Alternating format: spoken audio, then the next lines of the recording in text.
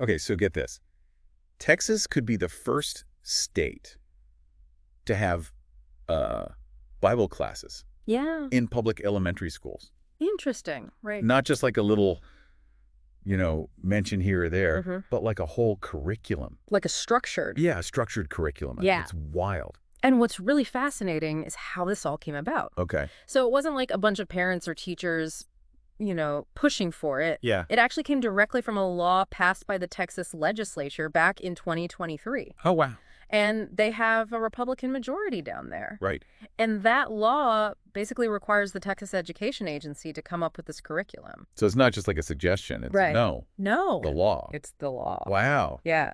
And they're even giving extra funding to schools that decide to use it. Oh, so it's like You could say it's like a little incentive, a little incentive. a little encouragement. Yeah. And the timeline on this is pretty quick, too. Really? Yeah. This could be in classrooms like next school year. It's happening fast. That's so before we get into like all the debate about this and like what it could mean, Mm-hmm. what exactly is in this curriculum?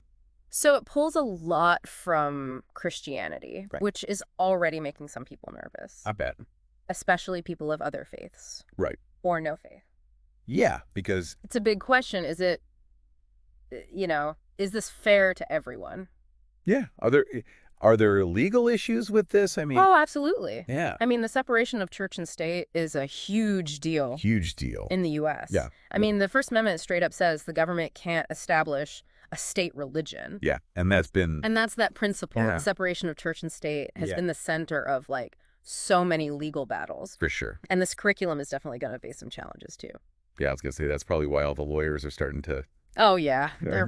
they're paying attention. to give you an idea of just how divided people are on this. Yeah. You have people like Mary Castle Okay. from Texas Values, which is like a conservative group. Right. And she's saying the Bible is like key to understanding American history. Interesting. And she even points out that like almost 300 common phrases Wow. we use today come from the Bible. That's a lot. That's a lot, right? Yeah. I mean, it makes sense though when you think about it. Yeah. The Bible has had a massive impact on our culture, Mm-hmm. like literature, art, even language. Yeah. So knowing those stories in that language can actually be super helpful when Yeah. you're trying to understand history and, different writings. Right. And it's not just about like, Yeah. old references and stuff. Yeah, right. It's deeper than that. For her and people who agree with her, Mm-hmm. they see this as like recognizing how much the Bible shaped American values. Yeah, they say it's like the foundation of Yeah. our principles as a country. Right. But of course, not everyone agrees with that. Oh, of course not. I mean, a big debate, especially in Texas. Right. Which is super diverse. Yeah, you have people from so many different backgrounds, Yeah. different beliefs, Mm-hmm. and you have to ask, Yeah. is this really fair to everyone? Right. And then there's the legal side of things, too. Yeah, Because it's not just about like respecting different beliefs. It's about the law. absolutely. Equal treatment for everyone. Right, we can't forget about that. Yeah. And you have Stacey Childs. She's a Democrat on the Texas Board of Education. Mhm. She voted against this curriculum. Okay. And she is really worried about the legal challenges that are going to come up. Oh, wow. She even said she's worried about her own law license. So this is serious. Yeah, she's not messing around. Wow. And a lot of legal experts agree with her. Interesting. They're saying this curriculum could be seen as the government like favoring one religion. Which would be a big no-no. Huge no-no. Yeah. Violating the First Amendment, specifically the Establishment Clause. Mhm. And there have been Supreme Court cases about this kind of thing before. Right. Like Engel versus Vitale, that was about school prayer. Oh, right. And then there's Abington School District versus Shemp.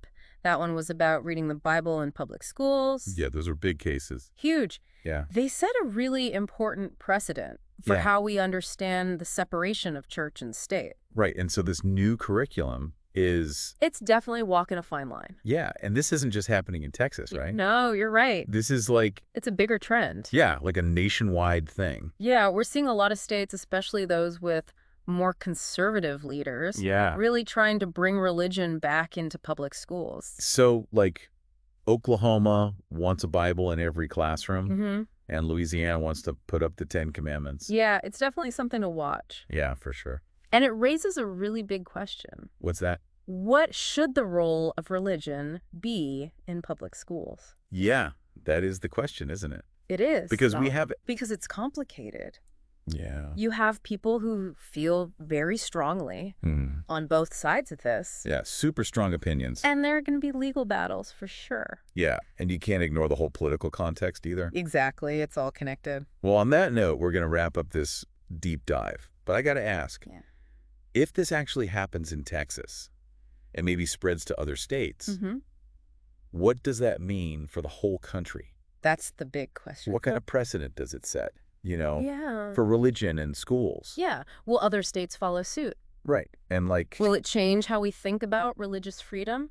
Yeah, huge questions. Big questions, yeah. Thanks for breaking it down for us. Yeah, absolutely. It's definitely something to keep thinking about. It is, yeah, for sure.